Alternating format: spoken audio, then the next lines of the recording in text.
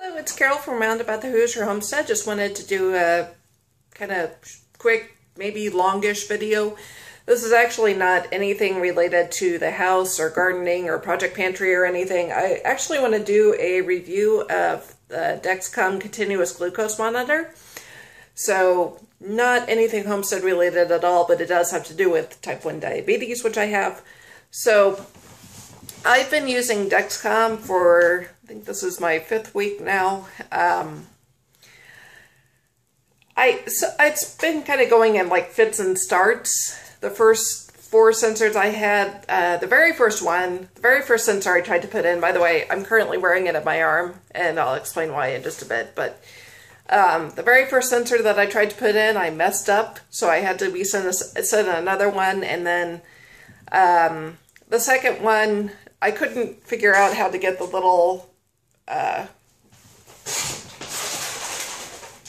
thing, this part unattached.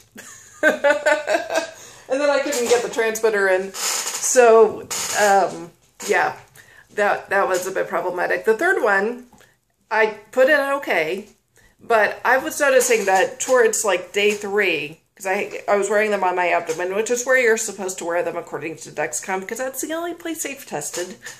I was having to put a lot of hard athletic tape around it, like the really solid thick stuff, which was irritating my skin, and it just got to where I was having to put like 3 or 4 layers of tape to get it to stay. The third sensor, the day before I was going to replace it, it fell out. Like it just completely came unattached from my skin, tape and all, and I thought, well, I'm going to put a new one in tomorrow, so I just won't bother with it. Well, meanwhile, the next day I put the 4th sensor in. So this was my last sensor. So I called up the company and I said, I need to get 4 more sensors. I actually get it through a company called Edgemark. Anyway, they said, oh, you can't order them yet. You have to wait till the 21st, because that's your 1-month mark. And I said, okay, that's a problem, because I was only sent 4 weeks worth of sensors. In 28 days and 1 month, there's a bit of a difference, especially, you know, if a month has 31 days, that's 3 days that you're going to have to go without. Anyway, the 4th sensor fell off like 2 days ahead of schedule, so I basically ended up going 5 days without my Dexcom sensor, and I decided this one, I wanted to try to put on my arm to see if it will stay on longer. And I know I'm not supposed to do this, but I kind of want to see if I can stretch it out to maybe 8 to 10 days for at least 2 of the sensors, so that way I don't have to freak out about the fact that, oh, I have to wait exactly 1 month to make a new order, and then I have to wait 2 days for it to come in. That way, you know, I don't have any interruptions in having the Dexcom sensor in hand. So that's basically what's going on with that. Other than that, I mean, it's been pretty accurate. And, yeah, the only annoying thing is I have it set to vibrate because I don't like alerts and alarms. I have my phone set on vibrate too, because I just don't like buzzing and ringing sounds. I never have.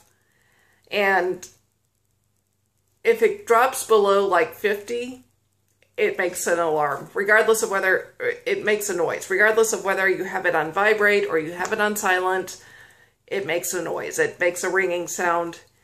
And I know that's probably a good thing, but there was one time I was working out and it kept going off. So, as you know, I do Muay Thai. So I had to like run and test my blood sugars, because I thought, I don't feel that low. It keeps going off, and I'm going to keep getting this alert because I'm working out kind of hard right now. But I don't feel that low. And I tested my blood sugar, and it was 95 according to my meter. And the Dexcom was saying like 40-something, and I thought, that doesn't really match up. So I had to recalibrate in the middle of class, which was kind of annoying. But, yeah. Anyway, so that's my big thing. Again, I'm adjusting to it pretty well. I'm hoping that keeping it on the arm works a little better than having it on the abdomen where it kept falling off. And Yeah, I haven't set the app up on my phone just yet because I used to have this iPod Touch and my phone used to be this size. So I was used to carrying two devices around that are like this, and I feel kind of weird when I don't have two devices in my purse. So I figure, oh, there's my cat. So I figure might as well if I keep it separate from my phone. I think the receiver works just fine. I don't mind not having the app, but yeah, I might switch that over later, but for right now, I don't mind having both.